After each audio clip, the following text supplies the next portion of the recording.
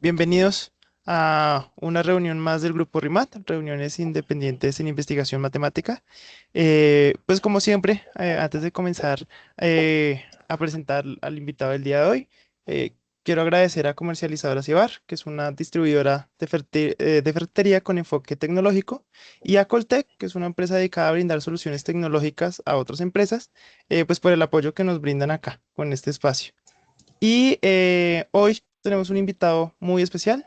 Tenemos el placer de contar con Duván Cardona, quien nos acompaña con su charla Teoría de control para modelos de difusión, una perspectiva geométrica. Duván es bastante reconocido, sin embargo, pues les doy un poco de su trayectoria. Duván es un matemático colombiano, investigador asociado a la Universidad de Ghent, espero haberlo pronunciado bien, en Bélgica, financiado por la prestigiosa beca FWO del Gobierno de Bélgica. Desde el 2022 es director científico del ICMAM Latinoamérica y en el 2024 fue elegido como miembro del Consejo de Directores de la Sociedad Internacional ISAC, International Society for Analysis, Its Applications and Computation. Ha sido el director más joven elegido para el Consejo de Directores de esta sociedad científica en toda su historia y ha sido galardonado con el Isaac President Award for Young Isaacs este mismo año, de hecho, en el 2025, por sus contribuciones al campo del análisis y de las ecuaciones diferenciales parciales. Es miembro de la Academia Joven de Ciencias de Colombia y su investigación se centra en análisis armónico, EDPs, operadores pseudodiferenciales y operadores integrales de Fourier y teoría de control. Eh, Hasta el presente año, 2025, ha publicado cerca de 100 artículos científicos y es autor y o coautor o coeditor de 4 libros. Entonces, pues ya con toda la trayectoria, quiero darle la bienvenida a Duan y pues Duan, este es tu espacio. Bueno, yo quiero agradecerte, Joan, digamos, por tu amable presentación. Eh, la verdad me siento muy afortunado de estar en este espacio. Es decir, cuando hice la aplicación, realmente la hice, de la charla la hice porque quería entrar en contacto con el RIMAT, con saber lo que hacían y pues por conocer, digamos, los fundadores de esta organización que encuentro muy interesante. Entonces, muchas gracias pues a Joan Sierra y a Marcela Salinas, ¿no? Eh, el día de hoy, la idea es que hablemos un poco sobre teoría de control para modelos de difusión, ¿verdad? Que teoría de control de alguna manera es un área independiente en las matemáticas que cruza diferentes disciplinas, pero en este caso vamos a hablar un poco cuál es la relación que tiene con modelos de difusión. De alguna forma, modelos de difusión son modelos que estudian la distribución de calor en un sistema y la idea es que conectemos en esta charla diferentes disciplinas. Entonces, cuando hablo de modelos de difusión, estoy hablando exactamente de ecuaciones del calor, la vamos a analizar en variedades, por eso se trata de una perspectiva geométrica y a lo largo, digamos, de la charla ustedes van a ver que voy a cambiar de diferentes disciplinas. En algún momento estaré hablando de cuestiones que tienen que ver con ecuaciones diferenciales parciales, luego con cuestiones de geometría y para la gente que le gusta la álgebra, cuestiones de teoría de representaciones de grupos. Entonces es muy interesante, es un tema muy interesante, cruza diferentes disciplinas y lo he, digamos, escogido para darles a ustedes una perspectiva de lo importante que es formarse, ¿verdad? En diferentes disciplinas en matemáticas. Es decir, a menudo cuando escogemos nuestras carreras, nos especializamos en un campo de investigación y a veces, digamos, omitimos, no interactuamos con otros campos, pero bueno, espero que el mensaje producto, digamos, de esta charla sea que la interacción de diferentes disciplinas permite hacer matemáticas de una calidad increíble y por eso los invito pues a que siempre estén formándose en sus áreas de especialización, pero que también a menudo pues puedan ver otras disciplinas para ver cómo ellas interactúan entre sí. Entonces me parece muy interesante. De nuevo quiero agradecerle a Joan, ¿verdad? Y a Marcela por aceptar mi charla en el RIMAT. Quiero hacer, digamos, un paréntesis porque me parece que la iniciativa que tienen conecta muy bien con la institución, con la organización de la cual soy director científico, que es SIGMA Latinoamérica, International Community of Mathematicians from Latin America.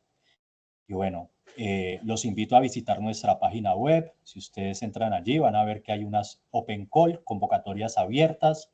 Pueden proponer charlas dentro de ICMA Latinoamérica. Pueden ver que tenemos un proyecto editorial. Intentamos publicar el trabajo de jóvenes matemáticos. Intentamos que los jóvenes matemáticos se integren a nuestra comunidad. Y bueno, el día de hoy, pues, digamos, les extiendo esta invitación que me parece muy alineada, pues, con la visión que tiene RIMAT. Entonces, voy a entrar ya en el contenido de la charla. La idea entonces va a ser motivar un poco este tema del que les quiero hablar, que es teoría de control para modelos de difusión, o teoría de control para ecuaciones del calor, si queremos ser técnicos en términos de matemáticas. Y digamos, en algún momento, luego de la motivación, voy a entrar en una parte de la charla que es un poco técnica, en la que necesito hablar de operadores pseudodiferenciales, ¿sí? Digamos, esa es la herramienta matemática que necesitamos entender para poder, de alguna forma, plantear nuestro problema de teoría de control, ¿sí? Entonces, al final, voy a compartir algunos resultados exactamente sobre la controlabilidad de la ecuación del calor. Entonces, quiero dar un sketch entonces de cuál es la motivación aquí. Primero, si vemos el recuadro en amarillo, la ecuación que aparece allí es la ecuación del calor, ¿cierto? Si P fuese, por ejemplo, el laplaciano, si estuviésemos pensando, por ejemplo, en la línea real, el laplaciano entonces es menos la segunda derivada con respecto al espacio al cuadrado, ¿sí? Menos dxx al cuadrado. Ese, digamos, es el modelo de operador P que aparece en esa ecuación, y la ecuación del calor entonces involucra, digamos, dos Una variables. disculpa, se está compartiendo la presentación. ¿O solo soy yo que no la mira? Estoy Todos compartiendo la podemos ver, creo que es un problema tuyo, Leandro. Ok, voy a ver qué pasa. Gracias. Vale, vale, muy bien. Listo, entonces la idea es que la ecuación del calor involucra, digamos, dos variables, una variable temporal y una variable espacial, ¿sí? Entonces aquí ustedes pueden ver derivada respecto a la variable temporal más, digamos, un operador que va a ser, por ejemplo, nuestro laplaciano, que involucra digamos, derivada de orden 2 en el espacio.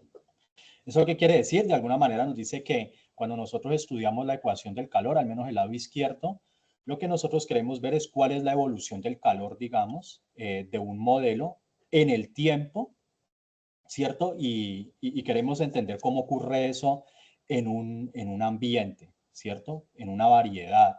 Puede ser en RN, puede ser en la esfera. Nosotros vamos a estar aquí pensando siempre en una variedad compacta M, ¿sí? Entonces podemos pensar en esferas, productos de esferas, podemos pensar en el toro, ¿cierto? O dominios compactos de RN, por ejemplo.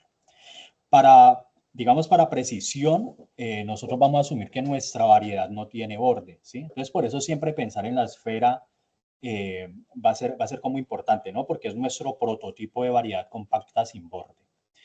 El lado izquierdo, entonces, nos da como la información de tiempo y espacio que nosotros queremos analizar, y el lado derecho nos dice que esta es una ecuación no homogénea.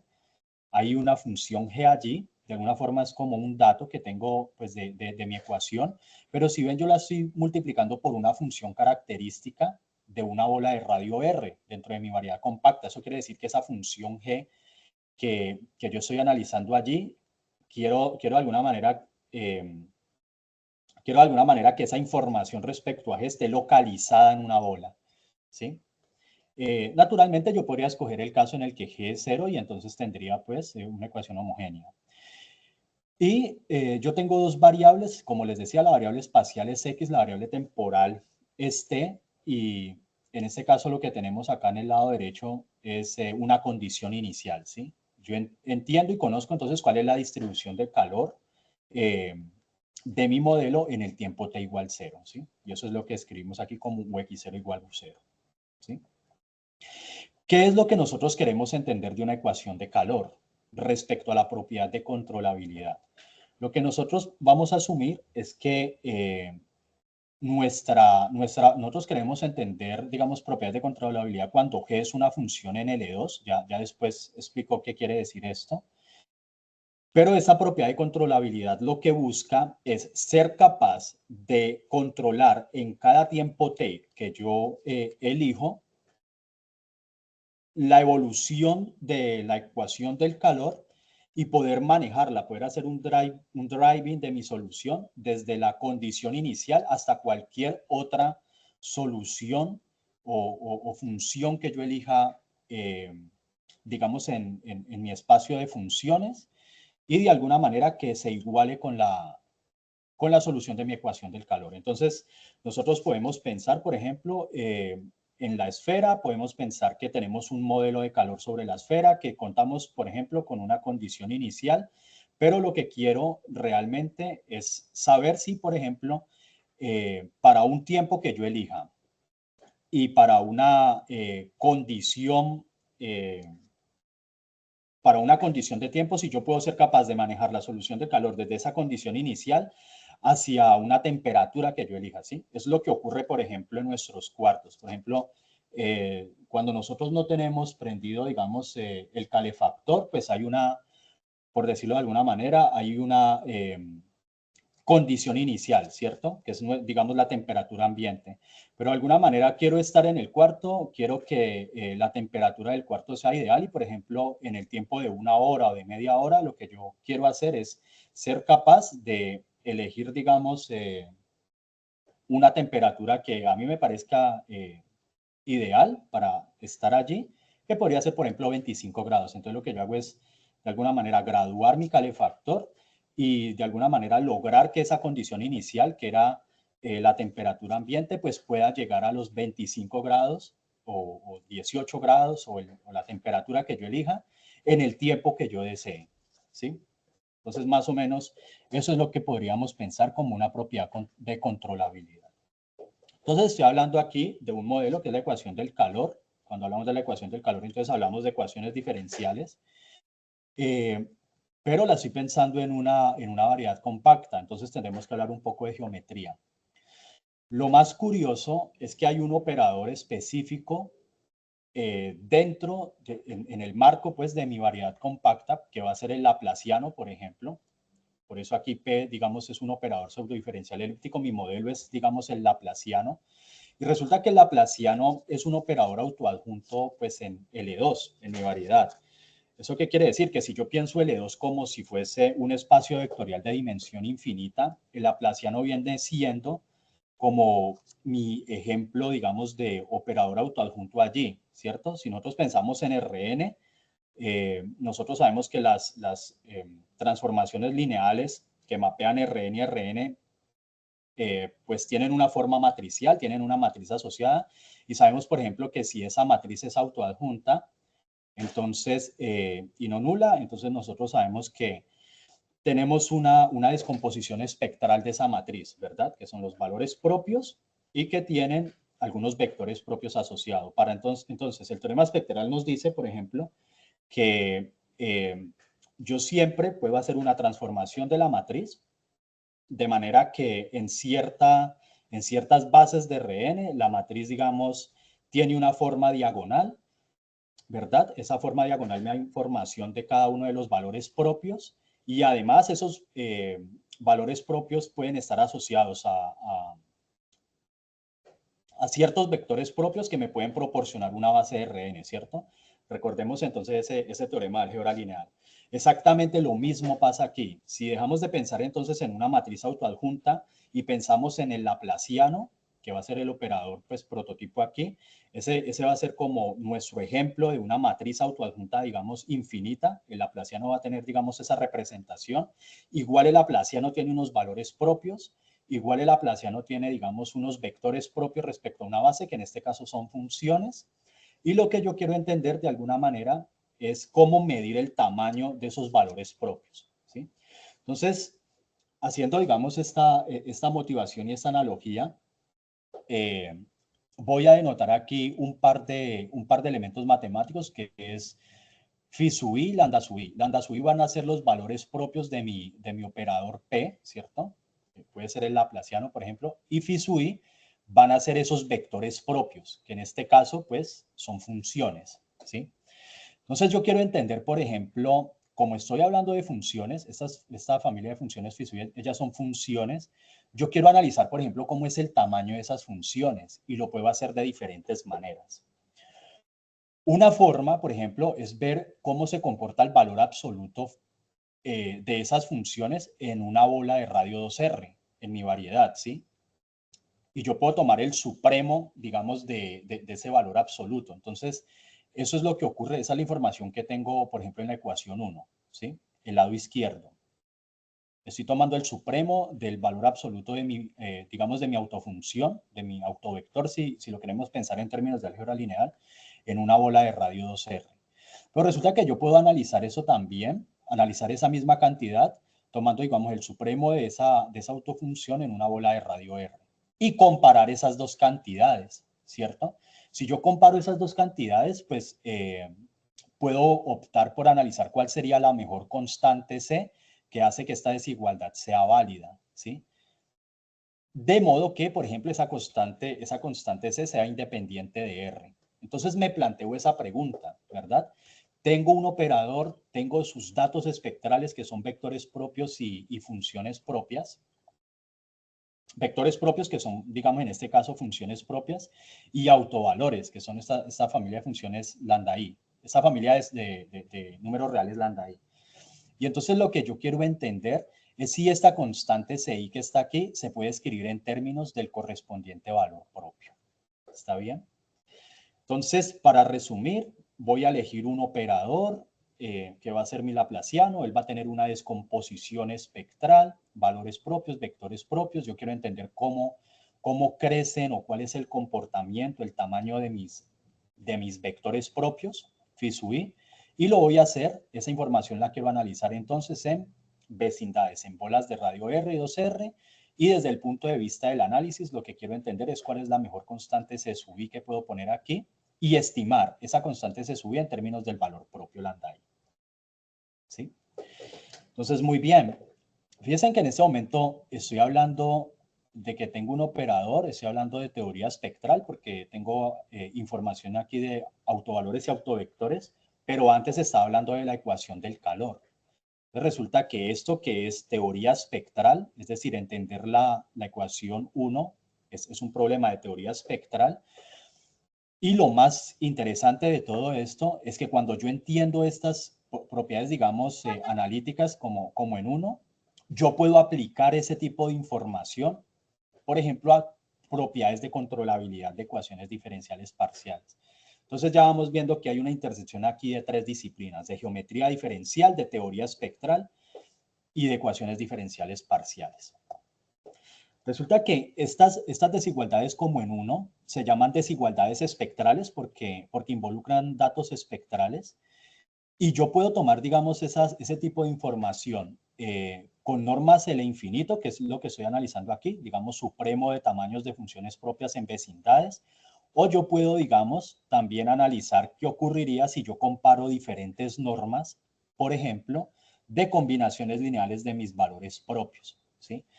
Fíjese que 1 y 2, entonces son, podemos pensar que son desigualdades espectrales, que lo único que me dicen es cuál es el tamaño de mis funciones propias o de mis autovectores. Y lo que quiero que se queden de esta charla es que eso que es teoría espectral tiene una relación directa con problemas de ecuaciones diferenciales parciales, en este caso de la ecuación del calor, ¿sí? Entonces, ¿dónde surge, digamos, este tipo de problema? Este tipo de problema tiene una historia bastante ardua y en su inicio, digamos, fue el matemático Xing Tong Yao, un matemático chino, ¿cierto? Que gana la medalla Fields en 1982 y que está interesado, por ejemplo, en entender cuál es la medida o cuál es una medida apropiada del conjunto de los puntos en una variedad donde mis autovectores o mis autofunciones son iguales a cero, ¿sí? Entonces, permítame de alguna forma explicar un poco lo que hay en esta diapositiva. Recuerden que estamos en el setting en el que M es una variedad compacta, delta en este caso es mi operador laplaciano, ¿cierto? Phi lambda es mi vector propio, función propia, lambda es el correspondiente valor propio, y entonces tengo esta igualdad, ¿verdad? Lo mismo que ocurriría en álgebra lineal, ¿no? ¿Qué quiero saber yo? Por ejemplo, en términos de mi función propia phi lambda. Quiero entender cuál es una medida apropiada para estudiar el conjunto de puntos de la variedad donde mi función es igual a cero, ¿sí? Entonces yo armo este conjunto, el conjunto de todos los puntos de la variedad donde phi lambda evaluado en aquellos puntos da cero, ¿verdad? Ese es el conjunto, digamos, el conjunto cero de la función propia phi lambda, ¿sí? Resulta que ese es un conjunto que tiene medida de Lebesgue n-dimensional igual a cero. Entonces, la medida de Lebesgue de alguna manera no aprecia cuál es la información de ese conjunto. Pero hay otro tipo de medida que sí aprecia, y es una medida que en este setting se llama la medida de Hausdorff, ¿sí? No la voy a introducir porque no quiero ser técnico, pero solo quiero que pensemos, por ejemplo, en lo que ocurre en una variedad como la esfera. Si nosotros medimos el volumen, es decir, si nosotros medimos la medida de Lebesgue de una esfera en R3, y me refiero a la medida de Lebesgue 3-dimensional, pues va a ser igual a 0, ¿cierto? Pero si en cambio de eso yo mido la medida de superficie de la esfera, pues voy a tener otra información, ¿cierto? Va a ser 4πr², donde R es el radio de la esfera, ¿sí? Entonces, de la misma forma, o sea, para entender, para ver cuál es el contenido respecto al área que hay en una esfera, lo que yo hago es remitirme a una medida 2-dimensional, en cambio de usar, digamos, una medida de dimensión, una medida 3-dimensional, como la medida de Lebesgue, ¿sí?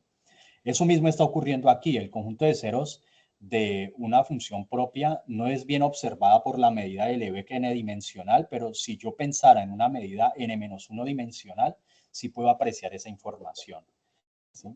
Y resulta que no solo eso, sino que hubo una conjetura entonces de Yao, esa conjetura de este medallista Fields, que decía, bueno, la medida de Lebesgue del conjunto de puntos donde una autofunción es igual a 0, si la autofunción está asociada al valor absoluto, digamos lambda, por encima va a estar acotado por la raíz cuadrada de lambda, salvo por una constante, y lo mismo va a ocurrir por debajo, ¿sí? Y lo mismo va a ocurrir por debajo. Es decir, que yo siempre voy a poder medir el conjunto cero de mi autofunción y esa información la puedo expresar en términos de mi valor propio lambda, ¿sí? Al parecer, entonces, salvo por una constante, por arriba y por debajo va a estar acotado por la raíz cuadrada de lambda. ¿Ah? Estamos hablando de un problema de geometría diferencial, de una de las conjeturas más importantes que digamos, se han planteado en el campo de la geometría diferencial, y que entonces solucionan, esta conjetura por Yao la solucionan dos matemáticos muy famosos, el matemático Charlie Pfefferman de la Universidad de Princeton, que si quieren de pronto conocer un poco más sobre Charlie Pfefferman, en la serie de ICMAN Latinoamérica tenemos varios videos de sus charlas, una entrevista también que le hicimos a Charlie Pfefferman, y el año que viene en ICMAN 2026 también lo vamos a tener como speaker. Entonces, Charles Pfefferman, medallista Fields, junto con Harold Donnelly, prueban este resultado, ¿sí? Prueban que esta conjetura de Yao es cierta, ¿sí? Y lo prueban en un paper que publican en este famoso journal, que es el journal Inventions Mathematics, ¿sí? En Inventions, entonces ellos prueban que en efecto la conjetura de Yao pues es cierta. ¿Y cuál es el método que utilizan? Lo que ellos hacen entonces es remitirse al problema que les comenté antes, en el cual analizan una desigualdad espectral para los valores propios del laplaciano. Entonces, si me permiten regresar un poco, recuerden, esta ecuación 1 fue la ecuación que estuve explicando al inicio, cómo comparar el tamaño de un autovalor, de una autofunción, ¿cierto? En una bola de radio 2R con respecto al tamaño de la misma autofunción en una bola de radio R, y quería estimar esta constante CI en términos de lambda, ¿verdad? Lo que prueban entonces Donnell y Pfefferman es que yo siempre puedo comparar digamos, esas dos cantidades, esos dos supremos, y que la constante que involucra, digamos, el valor, el correspondiente valor propio es esta constante exponencial que aparece aquí. ¿Ven? Entonces, si recuerdan, ¿verdad? Digamos que lambda cuadrado sea mi valor propio, que phi sea mi vector propio, si pensamos en álgebra lineal, y resulta que la constante que hace que esta desigualdad de aquí sea válida es justamente esta constante exponencial, ¿verdad? Fíjense que lambda cuadrado es mi valor propio, pero el exponente es un exponente aquí lineal, ¿verdad? Que involucra casi la raíz cuadrada de mi autovalor, ¿sí? No solo eso, ellos prueban que esta desigualdad es válida, esta constante, como pueden ver aquí, es independiente de R, ¿cierto? Y no solo prueban esto, sino que esta constante es la más óptima, ¿está bien? Prueban esto en Inventions, y luego siguen estudiando ese tipo de problema en otro tipo de variedades, ¿verdad? Y comienzan pues a publicar una serie de papers después. Por ejemplo, este paper que apareció en el Journal of Geometric Analysis unos años después, 4 años después de su solución de la conjetura de Young. Piensen que uno podría hacerse la misma pregunta. Esta desigualdad, nos vamos a referir a esta desigualdad como la de Dublin Property, ¿cierto? Porque estoy comparando, digamos, supremos tamaños de mis autovectores en bolas de radio 2R con respecto a bolas de radio R. Yo podría preguntarme, por ejemplo, si estas desigualdades espectrales son válidas cambiando una sola autofunción por combinaciones lineales de autofunciones, ¿sí?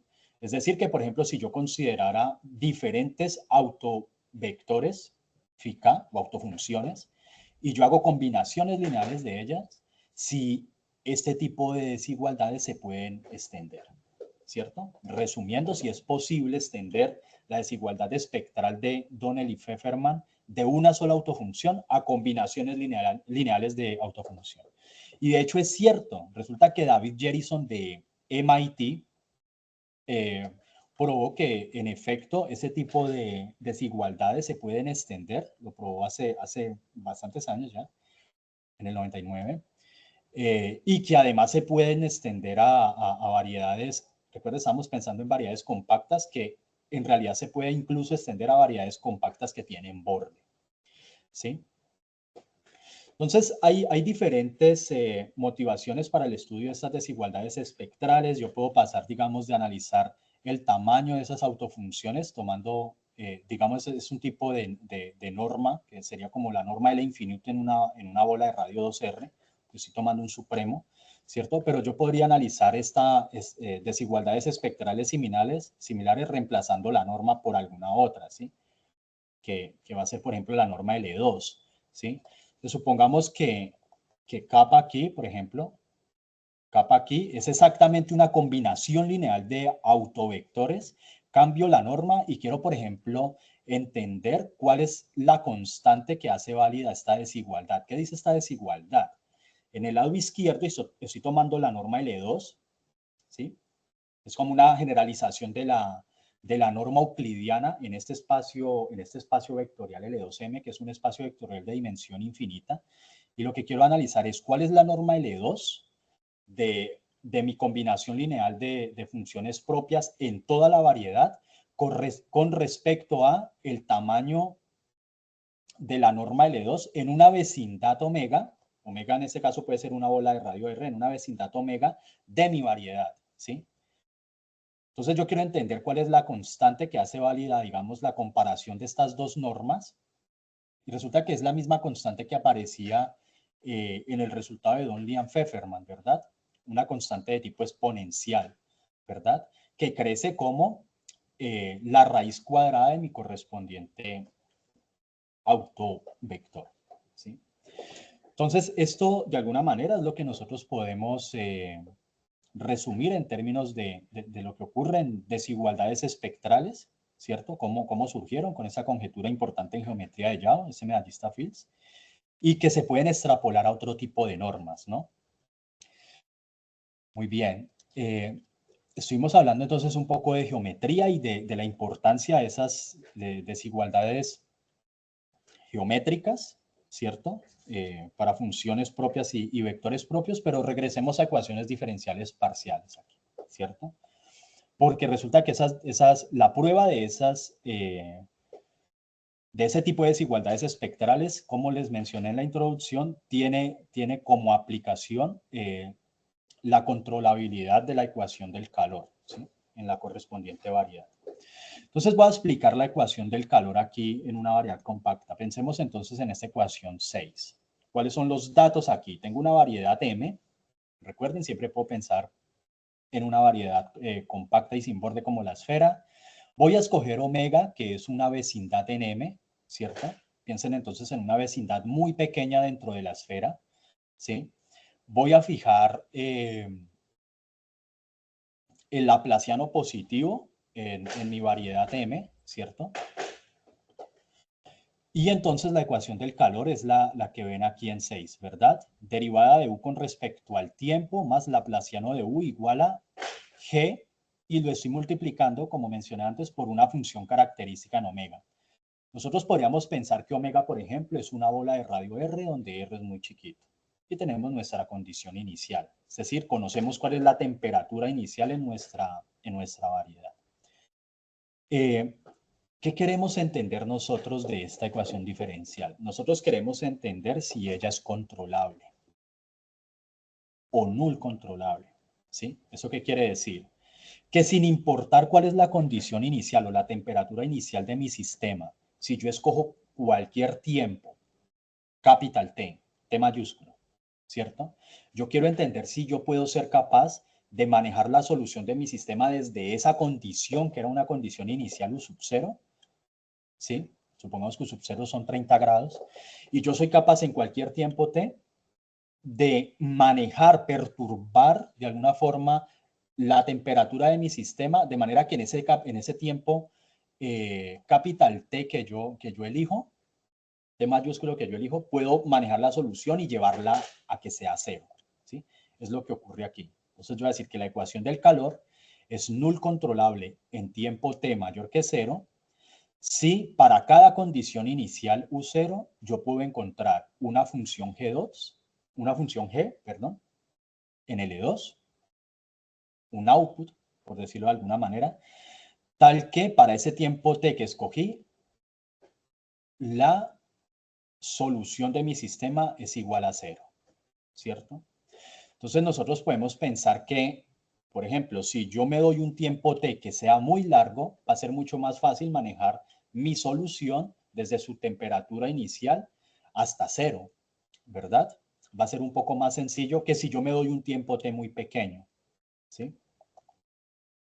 Muy bueno, tenemos entonces la ecuación del calor y hemos puesto este problema de que entonces quiero entender cuándo mi ecuación del calor tiene la propiedad de ser null controlable, ¿sí? O controlable a cero, si queremos decirlo.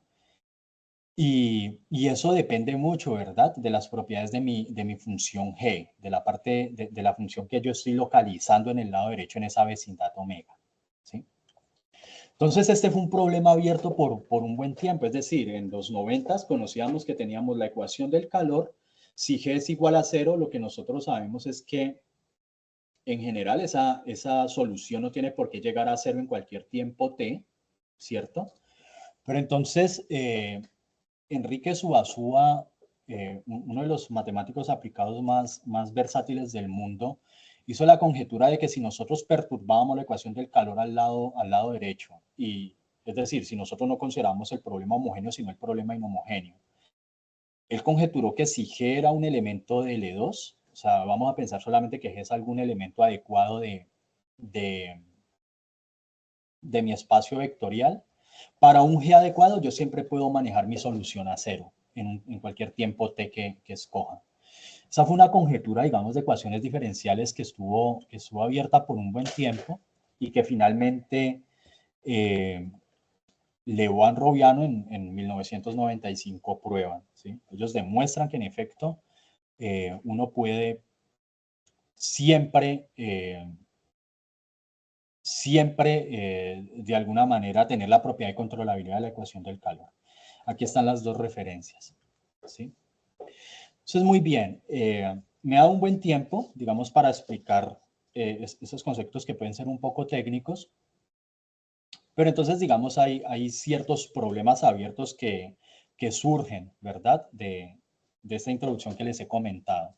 La primera es si esa desigualdad espectral por Donnell y Pfefferman para funciones propias o para combinación lineal de funciones propias es válida, digamos, no solo en otras variedades, ¿cierto?, diferentes de variedades compactas y sin borde, y si son extendibles a otro tipo de operadores diferentes del laplaciano. Es decir, si yo considero otro tipo de operadores que son relevantes en matemáticas, en este caso son los operadores pseudodiferenciales elípticos, ¿sí? Y otra pregunta que surge es si digamos,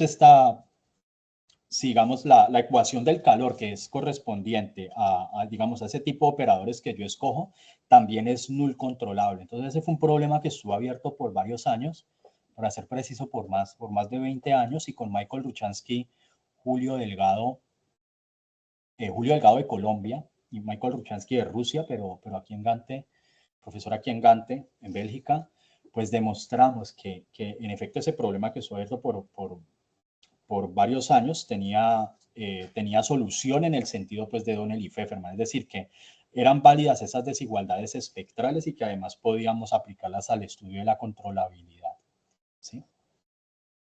Entonces, quiero introducir de pronto un poco a qué me refiero yo con estos operadores que son generalizaciones del laplaciano, que son operadores pseudodiferenciales elípticos, ¿sí? Y para eso pues tengo que hablar de ciertos operadores importantes, ¿sí? En análisis de Fourier, en matemáticas, que es la transformada de Fourier, ¿sí?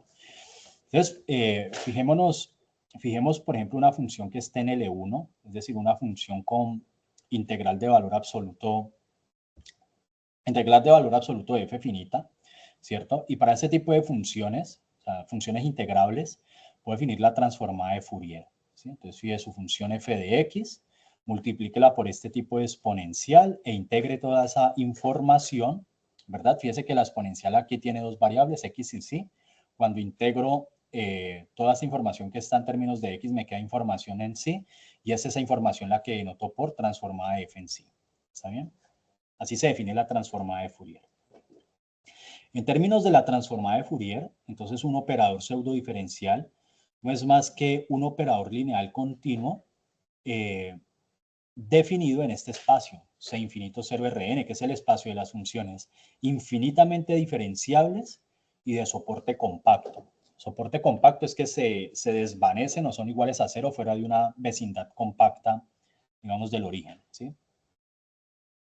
Entonces el operador que va a ser A, evaluado en mi función, va a tener esta forma integral, ¿sí? La forma integral que ustedes ven aquí. Es decir, va a tomar transformada de Fourier de mi función, el operador va a estar asociado a una función, que es esta función sigma A, que está definida en Rn cruz Rn. Entonces aquí X es un elemento de Rn y Y es un elemento de Rn. A está de alguna manera asociado a esa función sigma A.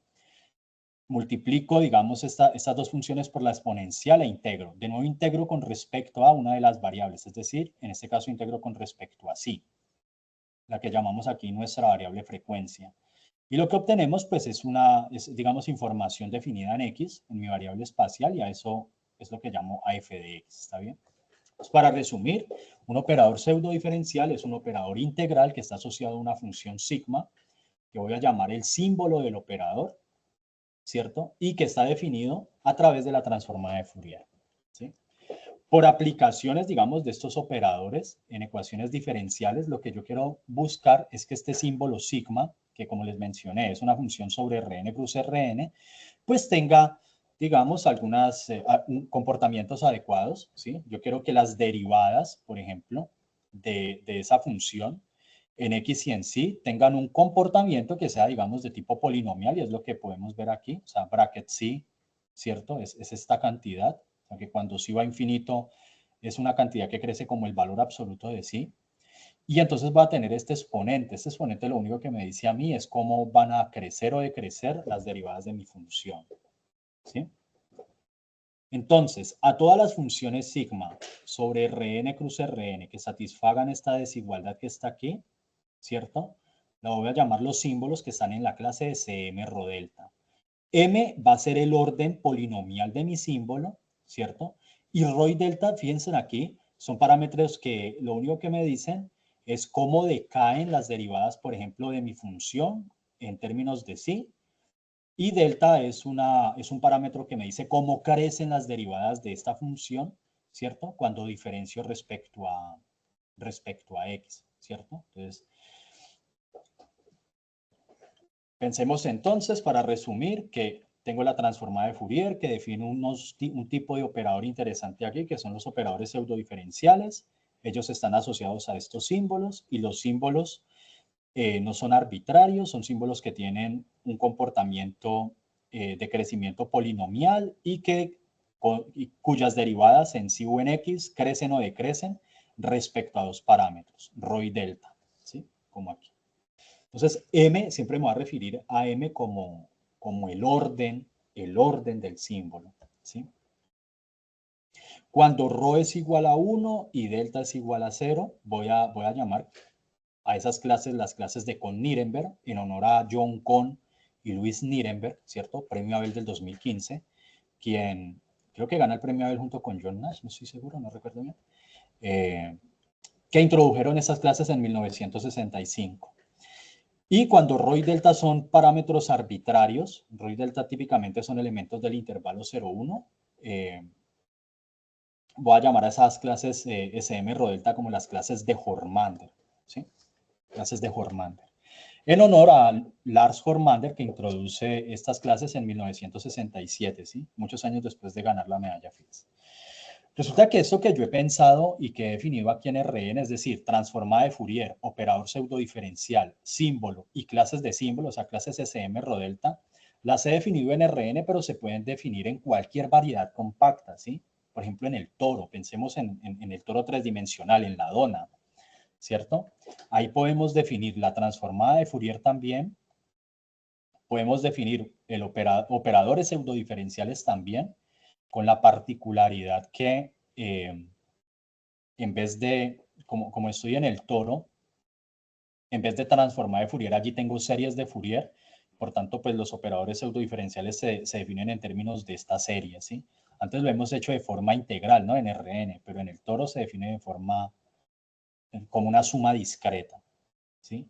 Entonces pensemos en el toro, recuerden esta dona en el caso de dimensión 3, la transformada de Fourier se define así, el toro es un grupo, allí hay una medida que es la medida de Haar. Defino exactamente la transformada de Fourier como en Rn, solo que ahora Tn pues es un espacio compacto.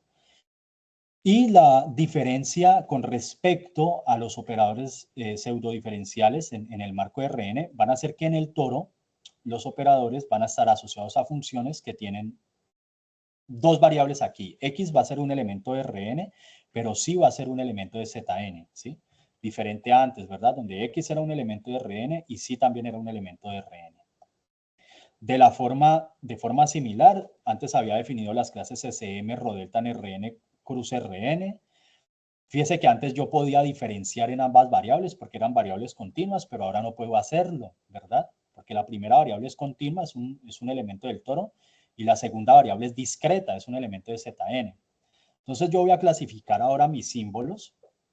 Voy a clasificar mis símbolos con respecto a la primera variable en términos de cómo se comporta el tamaño de sus derivadas, pero para la segunda variable yo voy a diferenciar de una forma discreta, ¿sí? ¿Cómo se diferencia de una forma discreta? Se definen operadores diferencias, ¿sí? Por ejemplo, este operador diferencias que ven acá, ¿cierto? Sería el análogo de lo que es una derivada discreta en dimensión 1 con respecto a cada uno de los vectores canónicos de Rn. En Rn yo tengo n vectores canónicos, ¿cierto? Que forman una base de Rn, y respecto a cada una de esas decisiones, pues respecto a cada una de esas direcciones, pues yo puedo diferenciar de manera discreta, ¿no? Es este operador delta J que defino aquí, ¿sí? Y pues yo puedo componer esos operadores. Entonces esos operadores diferencias son operadores diferenciales en Zn de orden 1, y si yo los compongo, pues obtengo operadores diferenciales discretos de orden arbitrario. Entonces, asimismo, defino esas clases de símbolos en el toro cruz Zn, y resulta que lo mismo se puede hacer no solo en el toro, sino en cualquier grupo de Lie compacto, ¿sí? Recuerden que un grupo de Lie compacto es una variedad donde tengo una estructura interesante. Mi variedad tiene estructura de grupo, pero además las operaciones del grupo son funciones suaves, ¿sí? Es una estructura bastante rica, ¿verdad? La estructura es una variedad con estructura de grupo, y las operaciones son compatibles con respecto a la estructura diferenciable de la variedad. Allí yo puedo hacer lo mismo, es decir, yo puedo definir lo que es una transformada de Fourier, puedo definir operadores pseudodiferenciales, ¿sí? Fíjense que antes definí operadores pseudodiferenciales en el toro con sumas. Como el toro es un caso particular de un grupo de Lie compacto, cuando extiendo esa definición a grupos de Lie compacto también lo hago a través de sumas. Y también puedo definir, digamos, clases de símbolos, es decir, este símbolo sigma que está aquí también de alguna manera, en el caso del toro, pues era una función, ahora va a ser un elemento diferente, pero también los puedo clasificar. Entonces, quiero por favor que pensemos, al menos en el caso del toro, pensemos que mi operador pseudodiferencial está asociado a esta función sigma, que está definida ante n cruz Zn. Y ahora lo que yo quiero que, yo creo ya casi para terminar la charla, es que pensemos que este operador A que está aquí es un operador que en particular generaliza todos los operadores diferenciales en el toro. Si estuviésemos hablando del caso de Rn, entonces ese operador A generaliza cualquier operador, digamos, diferencial en Rn, en particular el laplaciano. Y lo que yo puedo preguntarme es si la ecuación del calor asociada a este operador que está aquí, A, pues va a tener esa propiedad de controlabilidad. Les voy a saltar algunas diapositivas e ir al resultado principal, que lo voy a enunciar pues en el caso del toro, ¿cierto? Entonces vamos a suponer que delta y rho antes pues son dos parámetros entre 0 y 1, y que A es un operador pseudodiferencial como el que les mencioné en el toro, con un orden m que es positivo, ¿sí? Pensemos esta información en términos del toro. Entonces recuerden que mi operador pseudodiferencial estaba asociado a un símbolo, ¿verdad? A esa función de dos variables, x y y. Yo voy a asumir que esa función, por ejemplo, es positiva en el caso del toro. Entonces lo que va a suceder es que mi operador pues va a actuar en un espacio vectorial de dimensión infinito, que es L2 sobre el toro, ¿cierto?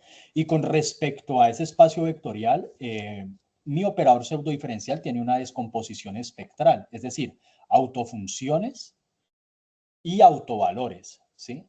Entonces podemos pensar A como si fuese una matriz infinita, ¿cierto? Y que como es una matriz infinita va a tener una descomposición espectral de infinitos vectores propios, que en este caso son funciones propias, ¿cierto? Porque mi operador mapea funciones en funciones, y valores propios. De alguna manera esos valores propios los voy a anotar como lambda j a la m, ¿sí? Recuerden que m es el orden, ¿sí? Quiero denotarlos de esa manera. Entonces, quiero que veamos la desigualdad que está en 8, esta desigualdad que está aquí. Yo puedo preguntarme, como lo hice al inicio de la charla, ¿cierto? Si yo puedo comparar el tamaño de las funciones propias en bolas de radio 2R con respecto a tamaño de esas mismas funciones propias en bolas de radio R, ¿cierto? Y, por ejemplo, ver cuál es la constante que hace válida la comparación de esas, digamos, de esas dos desigualdades, ¿sí? Entonces, lo que probamos con Michael Ruchansky y con Julio Delgado en 2024, el año pasado, es que ese teorema de este medallista Fields, Charlie Pfefferman, ¿no?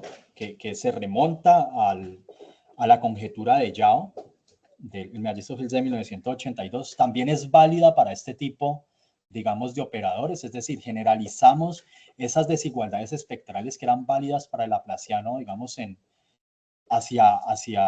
digamos, hacia este tipo de operadores que mencioné, que son los operadores pseudodiferenciales, en el caso en el que ellos pues están asociados a símbolos positivos, ¿verdad? Y además somos capaces de estimar la constante. Fíjese que tenemos casi la misma constante de Pfefferman, que es esa constante que exponencial que tiene un crecimiento, el exponente tiene un crecimiento lineal, ¿sí? Entonces, fíjese que en el caso del Laplaciano, el Laplaciano es un operador pseudodiferencial de orden 2, ¿cierto? Entonces, nosotros podemos pensar que el caso de Donnelly y Pfefferman es el caso en el que m es 2, ¿cierto? Y entonces esa constante, el exponente, como mencioné antes, en esa constante crecía como la raíz cuadrada del autovalor. Como en este caso yo estoy considerando operadores que tienen orden m, o sea, los símbolos tienen orden m, crecimiento polinomial de orden m, lo que nosotros hemos demostrado aquí es que ese exponente depende de la raíz mésima del autovalor, ¿sí? Entonces, digamos, hicimos esta generalización del teorema de Pfefferman y fuimos capaces de probar que usando esas desigualdades espectrales, la ecuación del calor asociada a esos operadores que mencioné antes, que son operadores pseudodiferenciales elípticos, pues también tenían esa propiedad de controlabilidad. Es decir, esa propiedad espectral como en 8 tiene una aplicabilidad en ecuaciones diferenciales parciales, que es esa propiedad de null controlabilidad que les mencioné. Entonces, para terminar, solo enuncio el resultado bien. 9, considera la ecuación del calor asociada a cualquier operador positivo y elíptico, ¿cierto? Elíptico significa que el símbolo nunca es cero, ¿verdad? O sea, esa función sigma xy nunca es cero. Y lo que yo hago es entonces considerar mi correspondiente ecuación del calor, inclusive con una potencia alfa aquí. Y lo que probamos es que si alfa es más grande que 1 sobre m, recuerde que A era un operador pseudodiferencial de orden m, entonces mi ecuación diferencial tenía la propiedad de null controlabilidad. Es decir, que para cada tiempo t, yo soy capaz de manejar la solución de mi sistema desde mi condición inicial a 0, ¿cierto? En cualquier tiempo t. Entonces, muy bien. Creo que esencialmente esto es lo que quisiera contarles, ¿verdad? Solo entiendo que pueden haber algunos tecnicismos matemáticos aquí, pero para finalizar, solamente quería, digamos, brindar una perspectiva de cómo en un problema de ecuaciones diferenciales, métodos de teoría espectral pueden ser aplicados, ¿sí? Entonces, muchas gracias. Estoy abierto a las preguntas que puedan tener. Muchas gracias a Duan por su presentación. Por ahí tenían una pregunta. De hecho, David Ariza tenía una. Si quieres, puedes levantar, prender el micrófono y hacérsela directamente a Duan. Vale, gracias, Jota. Qué pena, Juan. Quería preguntarles, cuando usted explica que la constante no depende del radio, como que me queda la duda de, entonces, ¿por qué uno no manda el radio a 0? O sea, es que me parece bien curioso que la constante pues no dependa del radio sobre el que se construye, con respecto al cual se construye la bola. Entonces, Claro, la cuestión es que, por ejemplo, si aquí yo mando el radio a 0 en ambos lados, pues voy a tener 0 en ambos lados, ¿verdad? ok. Sí, ¿cierto? ¿Cierto? Lo cual Sí, es interesante. Entonces, claro, si mi constante, por ejemplo, dependiese de R, entonces, o sea, si estas constantes dependieran de R y yo mandé el radio a 0, por ejemplo, podría suceder que esta constante del lado, esa constante que está acá, podría irse a infinito, por ejemplo. Y entonces no necesariamente el lado derecho va a ser 0, ¿sí? ok, O sea, ok, la ok. cuestión es que estas constantes espero que sean independientes de R para que esto sea como un poco consistente, ¿cierto? Pero si ellas dependiesen de R, entonces sería muy difícil, por ejemplo, variar el radio, ¿no? Parte, digamos, de lo que es interesante en la desigualdad es que esta constante que está aquí es Sharp para todos los radios, ¿cierto? Y si dependiesen del radio, entonces sería muy difícil como probar la optimalidad. Cuando digo Sharp, perdón, me refiero a optimalidad, a la optimalidad de las constantes, ¿sí? Pues justamente, muchas gracias por la pregunta, es muy importante. Justamente el hecho de que no dependan de R es lo que hace que esa constante sea óptima. Y lo otro que, qué pena, yo quería preguntarles, cuando explicó cómo lo que motivaba todo esto, como de manera más como digo yo, empírica, dijo que el problema era como que uno tenía, no sé, cierta temperatura en la esfera y se preguntaba uno si uno podía hacerle alguna perturbación, creo que fue lo que dijo así, Lo para dije, que sí. después de cierto tiempo la temperatura fuera cero, ¿cierto? Sí, voy a poner la ecuación del calor. Sí, exacto.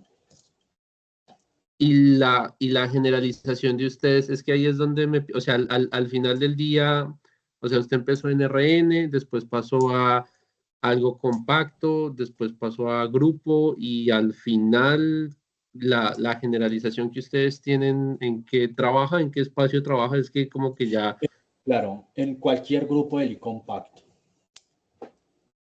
ok, ¿Sí? ok, ok, ok.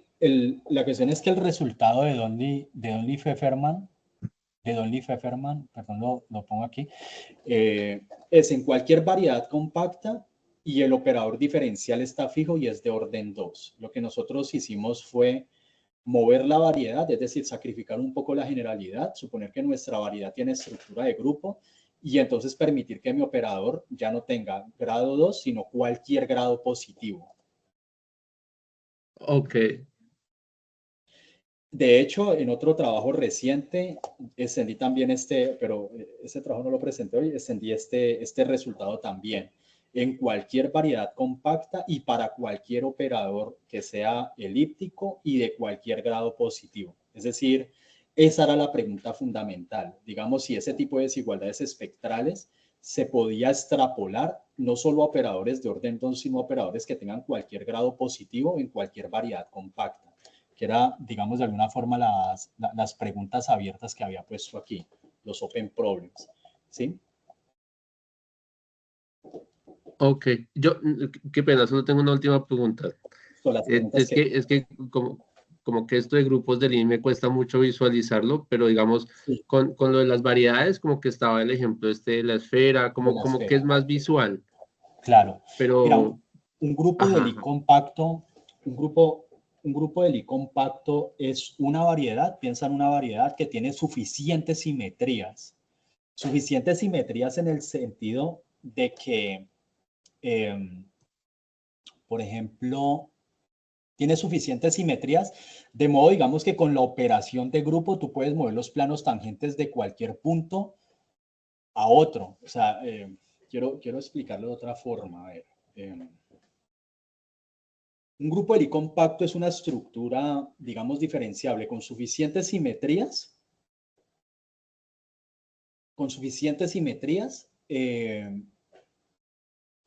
¿cómo, cómo decirlo de alguna manera? Con suficientes simetrías, con la particularidad de que, digamos, de que esa variedad tiene una estructura de grupo y esa operación de grupo, ¿cierto? Es infinitamente diferenciable, ¿sí?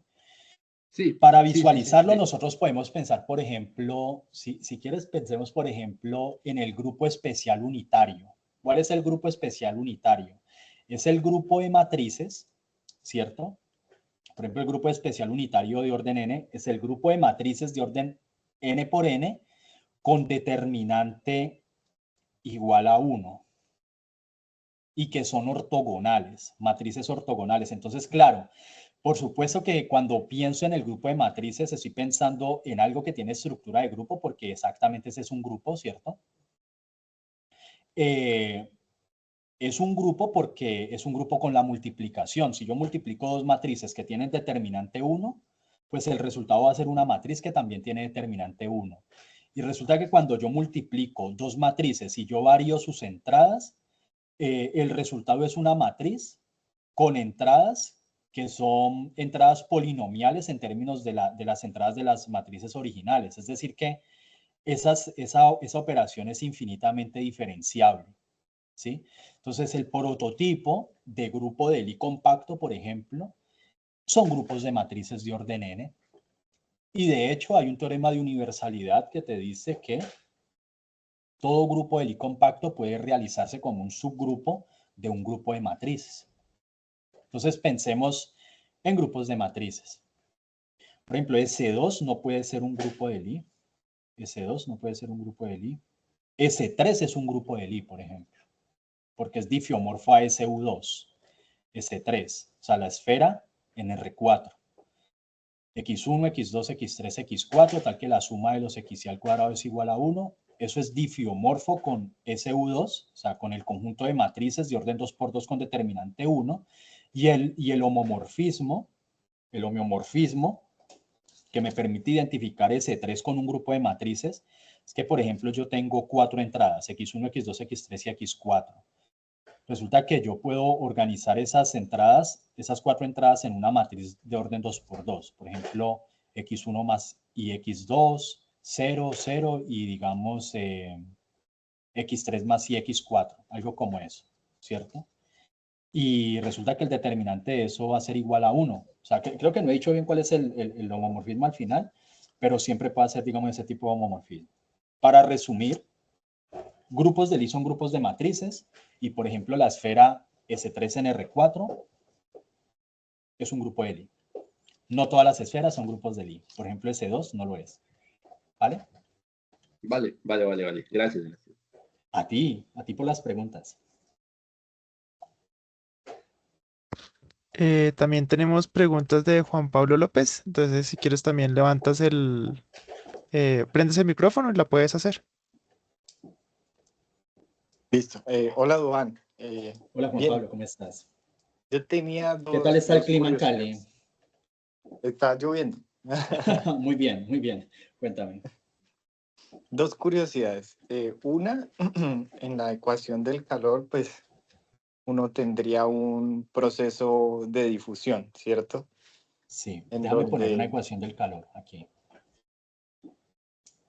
Sí, en donde lo que es el dato inicial se suaviza con el tiempo, ¿no? En la homogénea, por lo menos, en la pensando en la homogénea. homogénea. Ajá. ¿Cómo se ven Es, estos efectos difusivos? ¿Cómo afectan en los problemas de control? Esa es la primera. Y la segunda es, estas desigualdades que presentan ahí de Pfefferman, ¿de pronto tienen algo que ver con el principio del máximo en la ecuación del calor o no tienen ninguna relación? Es que me parece ahí que... se hacen mucho, ¿verdad? Las sí. desigualdades. Vale. Bueno, voy a intentar responder tu pregunta de la siguiente forma. Resulta que cuando la ecuación es homogénea, aquí, digamos cuando G es 0 en 9, ¿cómo yo puedo resolver mi ecuación del calor? Resulta que yo tengo mi operador A, ¿cierto? Y a él le puedo asociar un semigrupo, ¿cierto? Que sería E a la menos TA, ¿sí? E a la menos TA. Entonces mi solución es UXT igual a ese semigrupo que depende de T, ¿cierto? Es un operador que depende de T, aplicado a mi condición inicial. Entonces, claro, de alguna forma, cuando tengo mi ecuación de calor homogénea, ¿cómo se ve mi solución?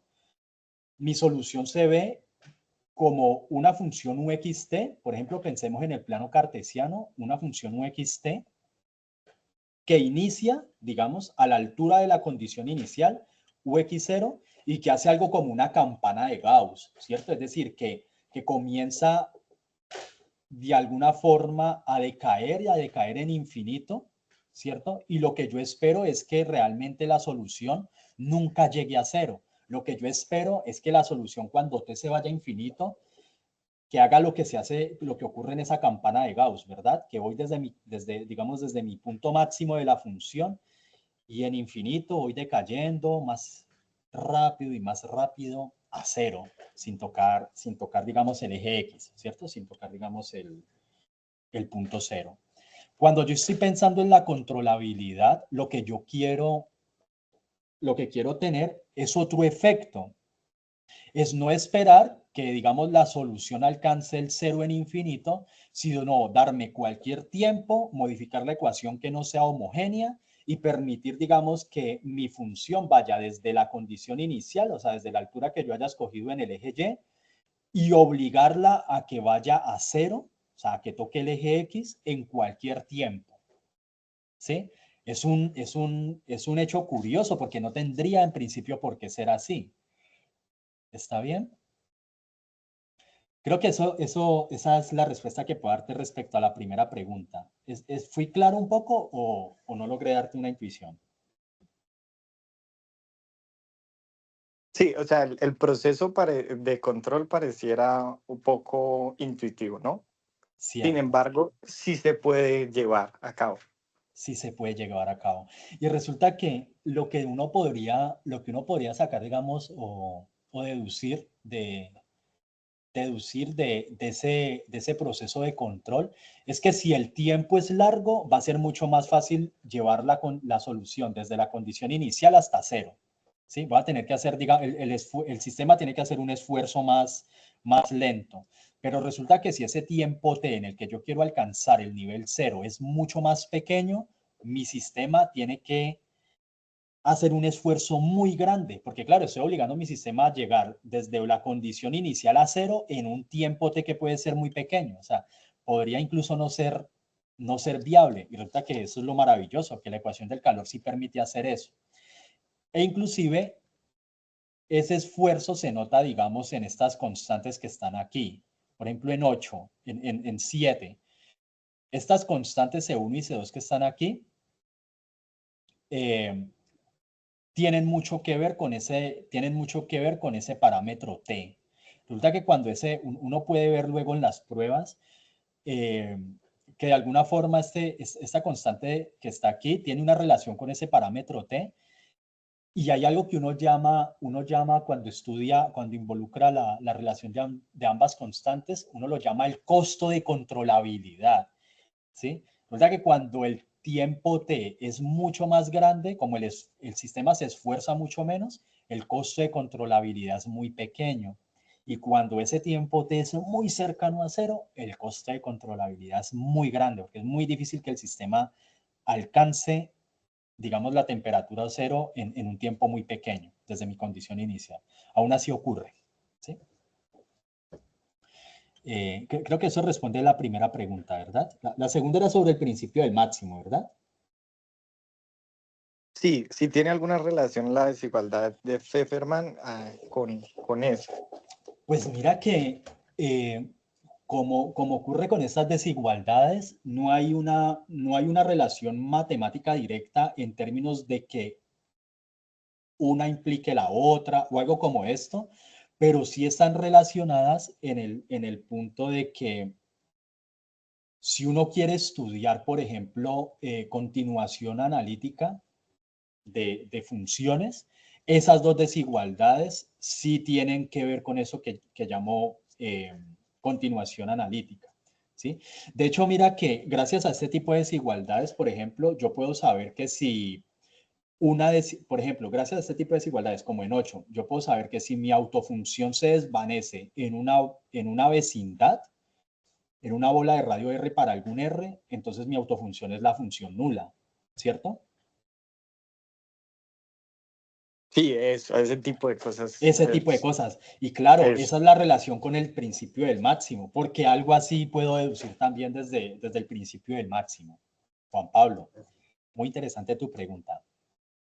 Entonces, digamos, muchas para gracias. resumirla, no tienen que ver en el sentido de que ellas se impliquen una a la otra, aunque sería muy interesante investigar, por ejemplo, si lo hacen, ¿cierto? Pero en términos de propiedades de continuación analítica de autofunciones, desde ese punto de vista son resultados que sí deben estar relacionados, o al menos que sí ofrecen las mismas consecuencias.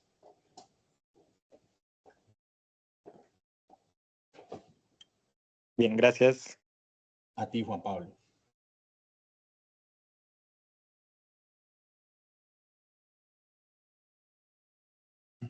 Bueno, no sé si alguien más tenga alguna pregunta para Duan.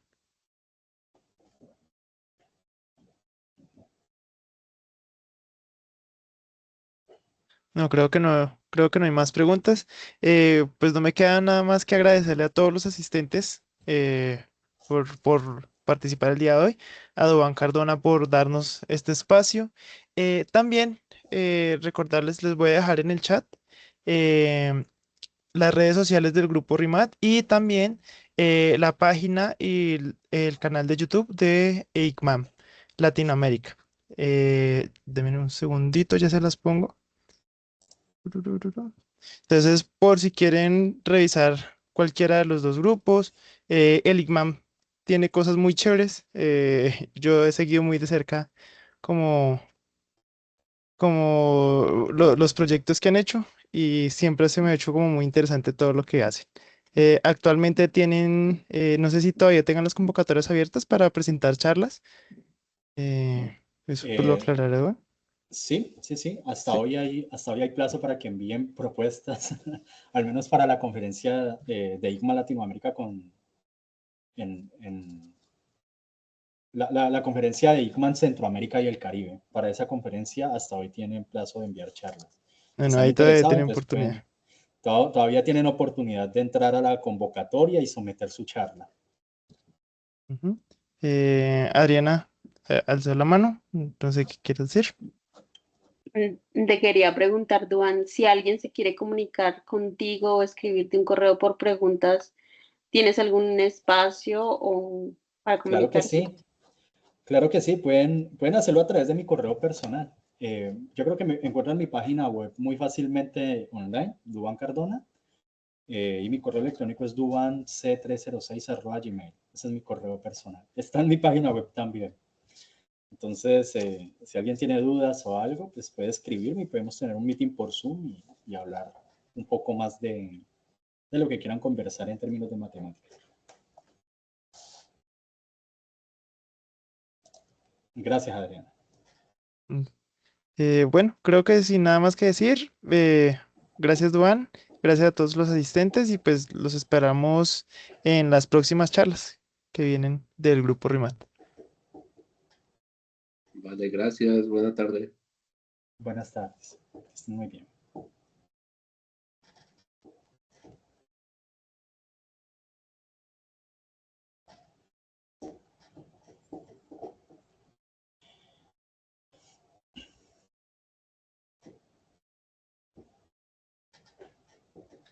Ah, listo, Duan. Gracias por el espacio, en verdad.